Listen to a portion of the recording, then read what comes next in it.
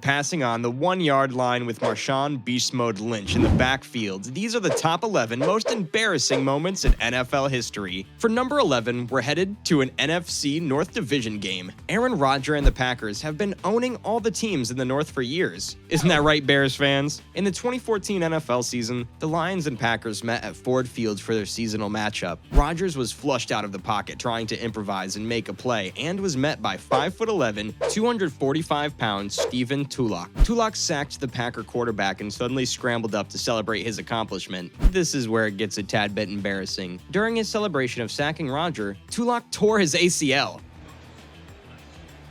That's after Nobody cheers for injuries, but this is one of those moments where we should have settled for a crisp high five. Playing under the bright lights of New York City can be one of the most stressful places to play. Someone that's experienced that firsthand would be none other than Danny Dimes. Daniel Jones was known for keeping plays alive and running the ball during his time at Duke. The main reason why the Giants selected him 6th overall in the 2019 NFL Draft. During a Thursday night primetime game, Jones doing what he does best. The Minnesota Vikings haven't been the most blessed franchise in all of the NFL. Besides having some of the greatest receivers of all time play for them, they haven't seen many trophies come their way. In 2015, the Vikings were looking to change that. As Minnesota was down 10-9 against the Seattle Seahawks in the divisional round of the playoffs, Blair Walsh lined up for a chip shot of a field, 27 yards to be exact. Minnesota is expecting to move on in the playoffs, but Walsh decides to do his best NASCAR driver impersonation and misses the kick wide left. Snapper. And the kick is no good! The Vikings were stunned, the Seahawks were stunned, and for Blair Walsh, well, just one of more embarrassing kicks to miss. The Vikings eventually moved on from Walsh as their kicker, but Seattle goes out and signs Walsh to a contract to be their new place kicker. Seems a little fishy there, Pete Carroll. Thanksgiving is a time to stuff your face with as much food as you can, and watch some football. Leon Lett, a Dallas Cowboy at the time, still holds one of the most embarrassing moments from Thanksgiving Day football. The Dolphins were lining up for a 41-yard field goal to seal the game against the Cowboys. Dolphins kicker Pete Stoyanovich lined and the kick came well short of the goalpost. The game was over. The Cowboys won as long as they didn't touch the football. Well, the memo never got to Leon Lett.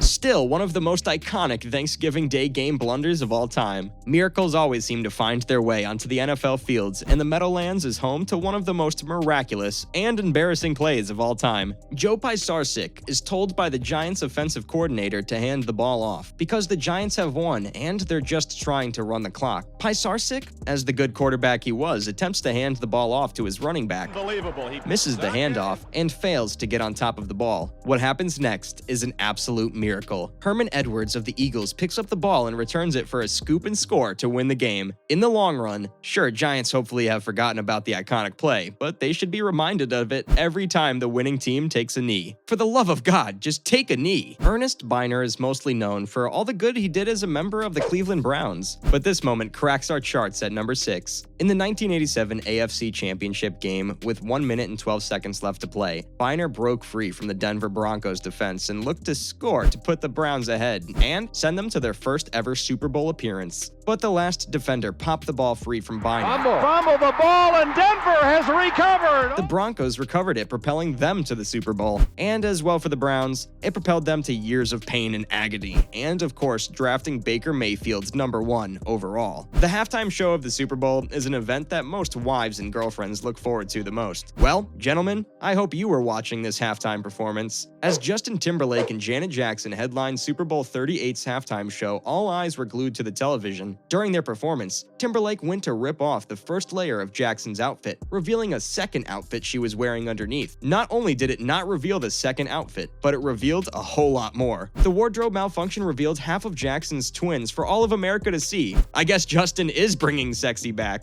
I'm bringing sexy back.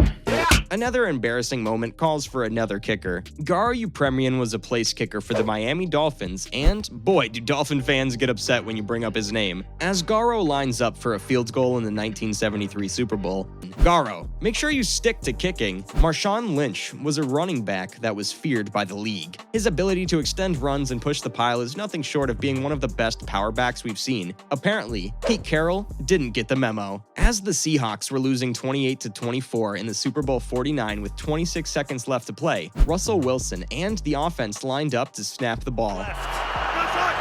Play clock at 5. With a running back like Lynch, how could you not hand him the ball? Well, the Seahawks decided to pass the ball, and it was intercepted by the Patriots' Malcolm Butler, sealing another Super Bowl victory for Tom Brady. This moment will go down as another embarrassing moment for Russell Wilson as he continues to mumble, "Broncos country, let's ride." Not only did we see another kicker make the list, but we're also now seeing the Minnesota Vikings make the list again, this time in a much more embarrassing fashion.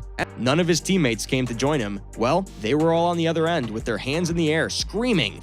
49ers players thanked Marshall for the safety, and Vikings fans will never forget Jim Marshall scoring on his own team. We've finally reached the top, but what could possibly top all of these that we've seen so far? Well, we're headed back to the Meadowlands where Mark Sanchez and the Jets were playing a Thanksgiving Day game against the New England Patriots. As Mark Sanchez took the snap, he faked a handoff to his running back, put a foot in the ground, and started running up the middle, a designed run for Sanchez. As he was running forward, Vince Wilfork pushed a Jets offensive line into Sanchez. Sanchez ran into his teammate's butt, falling on the ground and fumbling the ball all at once. The Patriots picked up the ball and returned it for a touchdown to go up 21-0. If you have a play called the butt fumble, you take the cake for the most embarrassing plays in NFL history. Congrats, Mark Sanchez. You're the winner. That's it for now. Make sure to subscribe and ring the bell for notifications. Thanks for watching, and we'll see you next time.